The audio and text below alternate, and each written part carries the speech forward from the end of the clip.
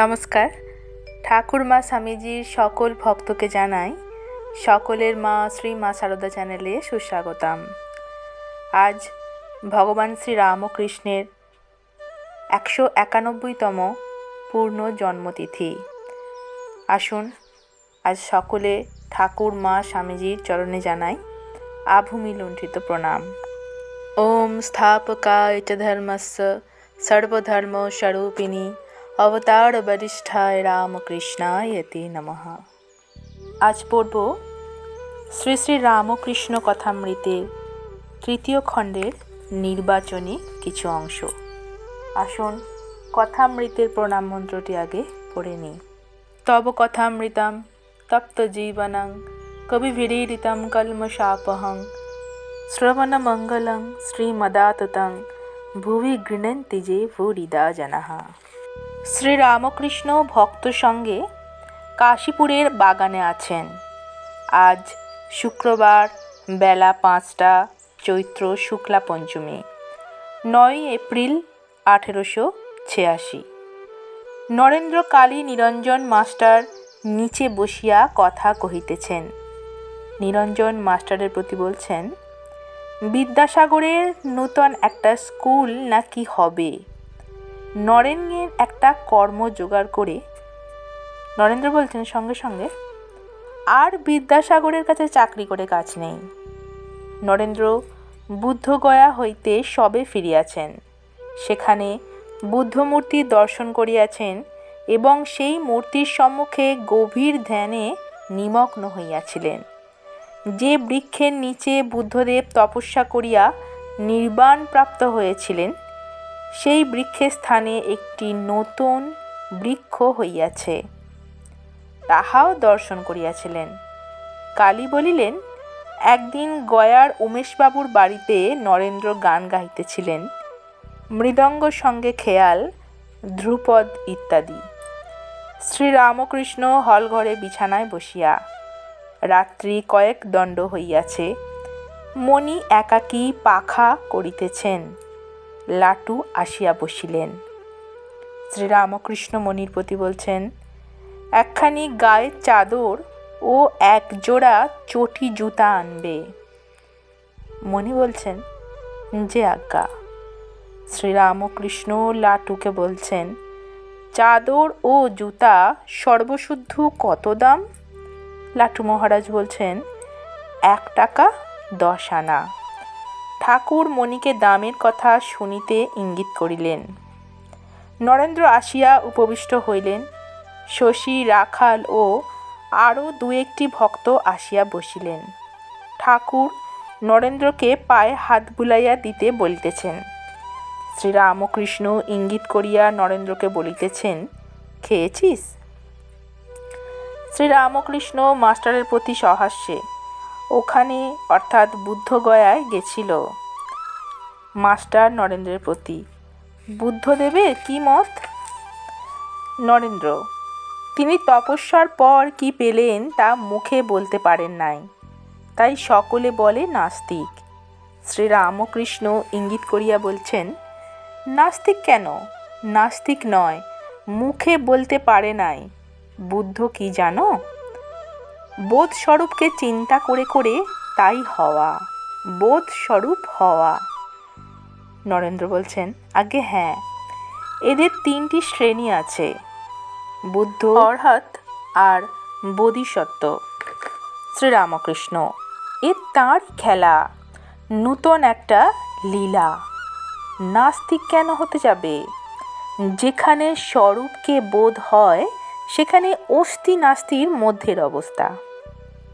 নরেন্দ্র মাস্টারের প্রতি, যে অবস্থায় কন্ট্রাডিকশনস মিট, যে হাইড্রোজেন আর অক্সিজেনে শীতল জল তৈয়ার হয়, সেই হাইড্রোজেন আর অক্সিজেন দিয়ে অক্সিহাইড্রোজেন ব্লো পাইপ অর্থাৎ জ্বলন্ত অতুষ্ণ অগ্নিশিখা উৎপন্ন হয়। যে অবস্থায় কর্ম আর কর্মত্যাগ 2 সম্ভবে, অর্থাৎ নিষ্কাম কর্ম। যারা সংসারী ইন্দ্রিয়ের বিষয় নিয়ে রয়েছে তারা বলেছে সব অস্তি, আবার মায়াবাদীরা বলেছে নাস্তি। বুদ্ধের অবস্থা এই অস্তি নাস্তির পরে।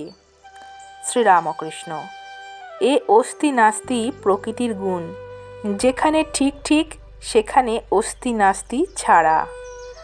ভক্তেরা কিয়ৎক্ষণ সকলে চুপ করিয়া আছেন। ঠাকুর আবার কথা কহিতেছেন। শ্রীরামকৃষ্ণ নরেন্দ্রের প্রতি: ওদের কি মত?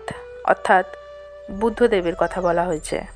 নরেন্দ্র বলছেন, ঈশ্বর আছে কি না আছে এসব কথা বুদ্ধ বলতেন না, তবে দয়া নিয়েছিলেন। একটা বাজপক্ষী শিকারকে ধরে তাকে খেতে যাচ্ছিল। বুদ্ধ শিকারটির প্রাণ বাঁচানোর জন্য নিজের মাংস তাকে দিয়েছিলেন। ঠাকুর শ্রীরামকৃষ্ণ চুপ করিয়া আছেন। নরেন্দ্র উৎসাহের সহিত বুদ্ধদেবের কথা আরও বলিতেছেন। নরেন্দ্র: কি বৈরাগ্য! রাজার ছেলে হয়ে সব ত্যাগ করলে। যাদের কিছু নাই, কোনো ঐশ্বর্য নাই, তারা আর কি ত্যাগ করবে? যখন বুদ্ধ হয়ে নির্বাণ লাভ করে বাড়িতে একবার এলেন, তখন স্ত্রীকে, ছেলেকে, রাজবংশের অনেককে বৈরাগ্য অবলম্বন করতে বললেন। কি বৈরাগ্য! কিন্তু এদিকে ব্যাসদেবের আচরণ দেখুন। সুখদেবকে বারণ করে বলছেন, পুত্র, সংসারে থেকে ধর্ম করো। ঠাকুর চুপ করিয়া আছেন, এখনো কোনো কথা বলিতেছেন না। নরেন্দ্র বলছেন, শক্তি ফক্তি কিছু মানতেন না, অর্থাৎ ভগবান বুদ্ধ শক্তি ফক্তি কিছু মানতেন না, কেবল নির্বাণ। কি বৈরাগ্য! গাছের তলায় তপস্যা করতে বসলেন আর বললেন, ই হইব সুসতু মে শরীরম, অর্থাৎ যদি নির্বাণ লাভ না করি তাহলে আমার শরীর এইখানেই শুকিয়ে যাক, এই দৃঢ় প্রতিজ্ঞা। শরীরই তো বদমাইশ, ওকে জব্দ না করলে কি কিছু হয়? শশী: তবে যে তুমি বলো মাংস খেলে সত্ত্বগুণ হয়, মাংস খাওয়া উচিত, এ কথা তো বলো। নরেন্দ্র: যেমন মাংস খাই তেমনি শুধু ভাতও খেতে পারি, নুন না দিয়েও শুধু ভাত খেতে পারি। কিয়ৎক্ষণ পরে ঠাকুর শ্রীরামকৃষ্ণ কথা কহিতেছেন, আবার বুদ্ধদেবের কথা ইঙ্গিত করিয়া জিজ্ঞাসা করিতেছেন। শ্রীরামকৃষ্ণ বলছেন, বুদ্ধদেবের কি মাথায় ঝুঁটি? নরেন্দ্র: আজ্ঞে না, রুদ্রাক্ষের মালা অনেক জড়ো করলে যা হয় সেই রকম মাথায়। শ্রীরামকৃষ্ণ: চক্ষু? নরেন্দ্র বলছেন, চক্ষু সমাধিস্থ। ঠাকুর চুপ করিয়া আছেন। নরেন্দ্র ও অন্যান্য ভক্তেরা তাহাকে একদৃষ্টে দেখিতেছেন। হঠাৎ তিনি ঈষৎ হাস্য করিয়া আবার নরেন্দ্রের সঙ্গে কথা আরম্ভ করিলেন। মণি হাওয়া করিতেছেন। শ্রীরামকৃষ্ণ নরেন্দ্রের প্রতি বলছেন, আচ্ছা, এখানে সব আছে না? নাগাদ মুসুর ডাল, ছোলার ডাল, তেঁতুল পর্যন্ত। নরেন্দ্র বলছেন, আপনি ওসব অবস্থা ভোগ করে নিচে রয়েছেন। মণি বলছেন, সব অবস্থা ভোগ করে ভক্তের অবস্থায়। শ্রীরামকৃষ্ণ: কে যেন নিচে টেনে রেখেছে। এই বলিয়া ঠাকুর শ্রীরামকৃষ্ণ মণির হাত হইতে পাখাখানি লইলেন এবং আবার কথা কহিতে লাগিলেন। শ্রীরামকৃষ্ণ: এই পাখা যেমন দেখছি সামনে প্রত্যক্ষ, ঠিক অমনি আমি ঈশ্বরকে দেখেছি আর দেখলাম। এই বলিয়া ঠাকুর নিজের হৃদয়ে হাত দিয়া ইঙ্গিত করিতেছেন আর নরেন্দ্রকে বলিতেছেন, কি বললুম বল দেখি? নরেন্দ্র বলছেন, বুঝেছি। শ্রীরামকৃষ্ণ: বল দেখি। নরেন্দ্র: ভালো শুনিনি। শ্রীরামকৃষ্ণ আবার ইঙ্গিত করিতেছেন। দেখলাম তিনি, অর্থাৎ ঈশ্বরের কথা বলছেন, তিনি আর হৃদয়ের মধ্যে যিনি আছেন একই ব্যক্তি। নরেন্দ্র: হ্যাঁ হ্যাঁ, সোহং শ্রীরামকৃষ্ণ। তবে একটি রেখা মাত্র আছে, ভক্তের আমি আছে সম্ভোগের জন্য। নরেন্দ্র মাস্টারকে বলছেন, মহাপুরুষ নিজে উদ্ধার হয়ে গিয়ে জীবের উদ্ধারের জন্য থাকেন, অহংকার নিয়ে থাকেন, দেহের সুখ দুঃখ নিয়ে থাকেন। যেমন মুঠেগিরি, আমাদের মুঠেগিরি কারে পড়ে, মহাপুরুষ মুঠেগিরি করেন শখ করে। আবার সকলে চুপ করিয়া আছেন। অহেতুক কৃপা সিন্ধু ঠাকুর শ্রীরামকৃষ্ণ আবার কথা কহিতেছেন। আপনি কে, এই তত্ত্ব নরেন্দ্রাদি ভক্তগণকে আবার বুঝাইতেছেন।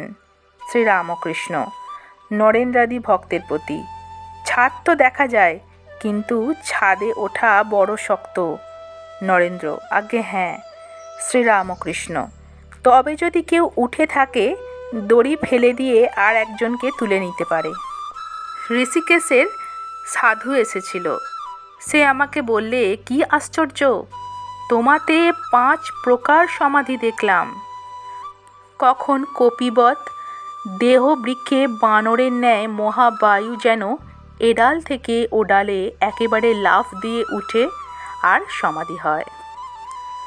কখনো মিনবৎ মাছ যেমন জলের ভিতরে সরাত সরাত করে যায় আর সুখে বেড়ায়, তেমনি মহাবায়ু দেহের ভিতর চলতে থাকে আর সমাধি হয়। কখনো বা পক্ষীবৎ দেহবৃক্ষে পাখির ন্যায় কখনো এডালে কখনো ওডালে। কখনো পিপীলিকাবৎ মহাবায়ু পিঁপড়ের মতো একটু একটু করে ভিতরে উঠতে থাকে, তারপর সহস্রারে বায়ু উঠলে সমাধি হয়। কখনো বা তির্যকবৎ, অর্থাৎ মহাবায়ুর গতি সর্পের ন্যায় একা বেঁকা, তারপর সহস্রারে গিয়ে সমাধি। রাখাল ভক্তদের প্রতি বলছেন, থাক আর কথা, অনেক কথা হয়ে গেল, অসুখ করবে। নমস্কার, আজকে ঠাকুরের কথা এখানেই আমরা সমাপ্ত করছি। সকলে ভালো থাকবেন, সুস্থ থাকবেন ও আনন্দে থাকবেন। ধন্যবাদ। জয় রামকৃষ্ণ, জয় মা, জয় তু স্বামীজি মহারাজ।